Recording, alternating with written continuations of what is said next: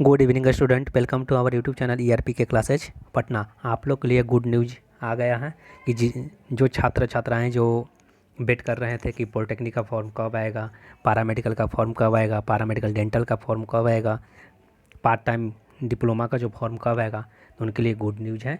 आज नोटिस आ गया है कि इसका फॉर्म निकल भी चुका है। बिहार संयुक्त प्रवेश परीक्षा बीसीसी बोर्ड से आप लोग का निकल चुका है। डिप्लोमा सर्टिफिकेट प्रतियोगिता परीक्षा 2022 के लिए पॉलिटेक्निक का, पार्ट टाइम का और पॉलिटेक्निक अभियंत्रण जिसको पीई बोलते हैं,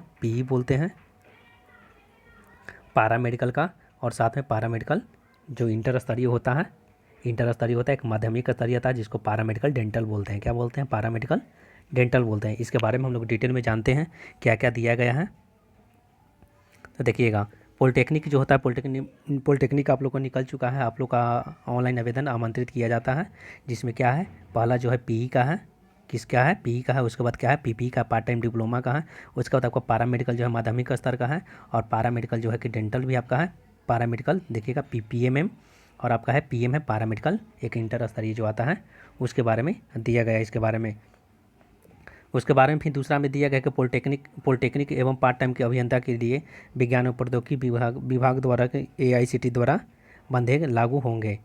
पैरामेडिकल डेंटल के लिए स्वास्थ्य विभाग बिहार सरकार द्वारा वरिष्ठ अर्हता संबंधी नर्सिंग काउंसिलिंग इंडिया हेतु बंधेज लागू होंगे। आप लोग का अप्लाई का डेट आ गया है। देखते हैं कि कब से अप्लाई होता है। आप लोग का साइट जो है कि साइट आप लोग का दिया हुआ वेबसाइट है bccboard.bihar.gov.in पर हम लोग देख सकते हैं, जहाँ से PMM का 2022 के लिए पुस्तक एवं अभ्यर्थियों की योग्यता के बारे में सब कुछ दिया गया है कि क्या क्या योग्यता चाहिए। और उसके लिए आप लोग एप्लीकेशन ऑनलाइन आप लोग कर लिंक उस पर जाकर अप्लाई ऑनलाइन बटन पर क्लिक करके आप लोग क्या क्या इंस्ट्रक्शन को आप लोग देख सकते हैं। उसके बाद हम लोग पढ़ सकते हैं अच्छे से। उसको पढ़ के उसके बाद क्या करेंगे, सबसे पहले स्टेप में आपको रजिस्ट्रेशन करना होगा।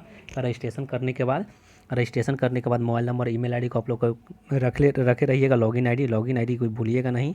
कभी भी आपको निकालना रहेगा तो इसको लॉगिन आईडी करके ही हम लोग निकालेंगे। उसको अच्छे से, ईमेल आईडी नहीं बनाए तो ईमेल आईडी आप लोग बना लीजिएगा और उसको अच्छे से रखिएगा। वो जो है कि दिया गया ईमेल आईडी जो होगा वही यूज़र नेम होगा। जो दिया गया ईमेल आईडी जो होगा आपका वही क्या होगा, यूज़र नेम आपका होगा। क्या होगा? यूज़र नेम होगा।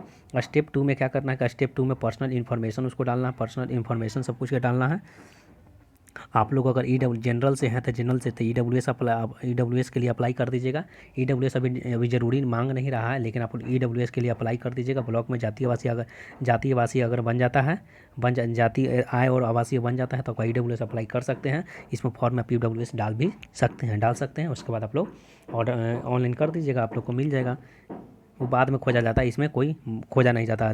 फिर क्या है, स्टेप 3 में फ़ोटो एंड सिग्नेचर अपलोड करना है। उसके बाद एजुकेशन क्वालिफिकेशन है उसको अपलोड क्या करना है। और स्टेप 5 में क्या करना है कि कहाँ पे गलती हुआ है या नहीं हुआ है उसको चेक कर लेना है। और स्टेप 6 में क्या करना है, पेमेंट के बारे में दिया गया कि पेमेंट आप लोग उसके बाद कर सकते हैं। बैंक के चालान के माध्यम से करते हैं, कुछ भी के माध्यम से कर सकते हैं। ऑनलाइन पेमेंट भी कर सकते हैं। उसके लिए बोला गया है कि देखिएगा, उसके किसी एक पाठ्यक्रम के लिए जो व्यक्ति समान पिछड़ा वर्ग में आता है, जिसको क्या लगेगा, पिछड़ा वर्ग या अत्यंत पिछड़ा वर्ग क्या है, उनको 750 रुपये लगेगा। क्या लगेगा? 750 रुपया शुल्क के रूप में लगेगा। जबकि अनुसूचित जाति, अनुसूचित जनजाति, विकलांग, डिग्री कोटा के लिए कितना रुपया लगेगा? 480 रुपया लगेगा। क्या लगेगा? जो समान वर्ग, पिछड़ा वर्ग, अत्यंत पिछड़ा, मीन्स बोल सकते हैं जनरल बोल सकते हैं, EBC बोल सकते हैं और BC बोल सकते हैं। ये सब का कितना लगेगा? 750 रुपया, 750 रुपया लगेगा। कोई अभ्यर्थी अगर चाहते हैं, जो अभ्यर्थी क्या है कि समान पिछड़ा वर्ग में हो, तो उनको लिए क्या है कि रुपयों के लिए परीक्षा शुल्क अलग से भुगतान करना होगा। जबकि अनुसूचित जाति के लिए 530 रुपया करना होगा। क्या करना होगा? अगर 2 आप अप्लाई करना चाहते हैं, बोलिएगा कि सर 2 को अप्लाई करना चाहते हैं हम, तो देखिएगा एक का दाम आपका 750 रुपया है। कितना है? 750 रुपया है, प्लस 100 रुपया और जोड़ लीजिए तो आपका कितना हो जाएगा? 850 रुपया। 2 को अप्लाई कर सकते हैं। अगर मन है 3 करने के लिए तो 850 में फिर 100 रुपया जोड़ दीजिए, उसको 950 रुपया लगेगा। अगर चारों अप्लाई करना चाहते हैं फिर से 100 जोड़ दीजिए, आपका 450 कितना लग जाएगा? 1050 रुपया टोटल लग जाएगा। कितना लगेगा?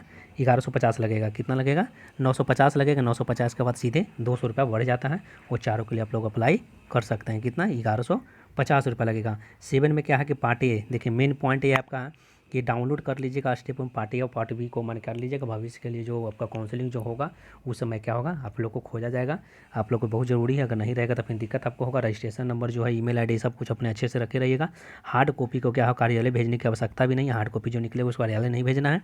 इस बाबत काउंसलिंग के समय उपलब्ध करना अनिवार्य होगा, इसलिए अभ्यर्थी इसको सुरक्षित रख लें। ठीक है, उपयुक्त सारी प्रक्रियाओं करने के बाद ऑनलाइन एप्लीकेशन फॉर्म सबमिट करने के बाद एप्लीकेशन फॉर्म में परिवर्तन का संशोधन का प्रावधान भी नहीं है। क्या है, प्रावधान नहीं है।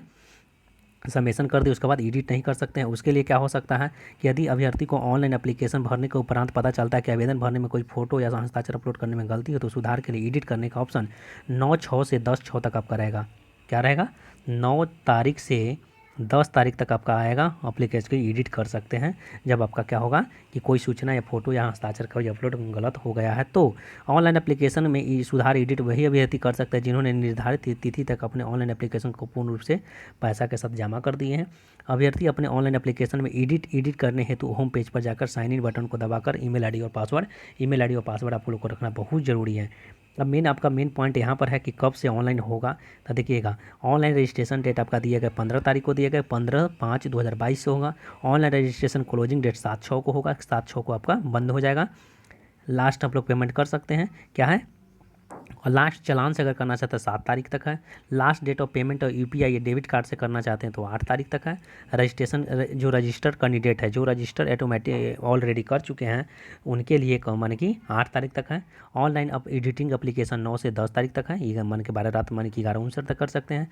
अपलोडिंग ऑफ एडमिट कार्ड जो सूचित किया जाएगा और डेट जो है पी और पीपी के लिए दोनों का डेट बताया जाएगा। अब देखिएगा कि अपूर्ण रूप से भरा गया, बदलाव किया गया ऑनलाइन अस्वीकार किया जाएगा। अगर कुछ गलत भर देते हैं तो आयु सीमा देखिएगा, पॉलिटेक्निक के लिए न्यूनतम आयु सीमा कोई निर्धारित नहीं है, न्यूनतम अथवा अधिकतम आयु सीमा निर्धारित नहीं है। पार्ट टाइम डिप्लोमा 4 वर्षीय अभियंत्रण के लिए पीपी के लिए आवेदन के लिए 1/7/2022 को 19 वर्ष हो जाना चाहिए। कितना होना चाहिए, पीपी के लिए 19 वर्ष हो जाना चाहिए। पीएमएम के लिए क्या होना चाहिए, 31/12/2022 तक क्या होता है कि न्यूनतम 15 वर्ष हो जाना चाहिए। क्या न्यूनतम 15 और अधिकतम 30 वर्ष होना चाहिए। पीपीएम के पारा मेडिकल जो बोलते हैं जिसको, उसके लिए पारा पीएमएम माध्यमिक स्तर, जो माध्यमिक स्तर का जो होता है 10th लेवल पर होता है, जिसको पैरामेडिकल डेंटल भी हम लोग बोलते हैं, उसी को 15 से 30 वर्ष होना चाहिए। पैरामेडिकल डेंटल के लिए क्या होता है, ग्रेस नर्सिंग के लिए ग्रेड ए नर्सिंग के लिए 31/12/2022 तक न्यूनतम आयु 17 वर्ष और अधिकतम कितना होना चाहिए, 35 वर्ष होना चाहिए। एएनएम नर्सिंग पाठ्यक्रम के लिए 17 वर्ष और अधिकतम आयु के लिए काउंसिल ऑफ द इंडिया को 35 वर्ष निर्धारित किया। अन्य के लिए 31/12 को 17 होना चाहिए, 17 उसके बाद 32 है। क्या दिया हुआ, 32। तो आप लोग क्या करिएगा कि 15 तारीख से आप लोग को भरा जाएगा।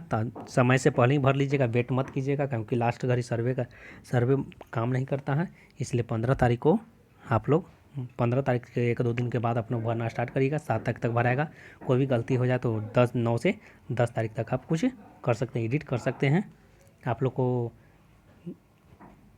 चैप्टर वाइज जो है कि चैप्टर वाइज टॉपिक पढ़ाया जा रहा है, आप लोग देख लीजिएगा, डाला हुआ है, सब यूट्यूब पर सब डाल दिया गया है।